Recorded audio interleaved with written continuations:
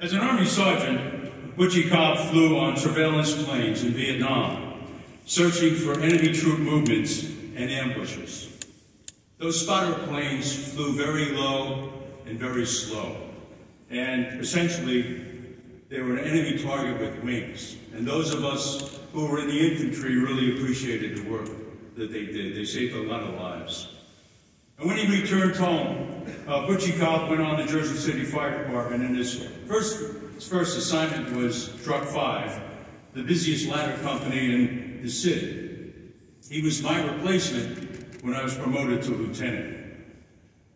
And he and I went up through the ranks together. He was a couple of years behind me, and when I retired as the chief of the department, Butch Cobb was a battalion chief. And we worked together for years, helping men and women in the state of New Jersey study for entrance and promotional exams in the fire service throughout New Jersey. When Butch retired as a deputy chief, he went to work for the Insurance Services Office, the ISO folks. And at the time, I was the Deputy United States Fire Administrator acting as U.S. Fire Administrator because the President had not yet appointed a new administrator.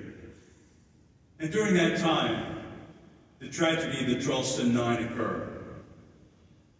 And Charleston had an ISO rating #1, and that rating was displayed on everything that they owned. Every vehicle, every tool, every patch was ISO #1. Long story made short, there was something wrong with the system. Something wrong. And if you get to hear Dr. David Griffin today actually talking about that, don't miss him. The long story made short, I asked Butch and his boss to come down and see me, and we talked about the tragedy in Charleston and the consequences. And we discussed it for a long time and agreed that probably the right thing for the ISO to do was to change their rating schedule to more comport with the NFPA standards for firefighter safety. And Butch Cobb got that done. He traveled this country, he fought the good fight for all of us. This truckie from Jersey City changed our world. And that's why I'm here this morning to honor him.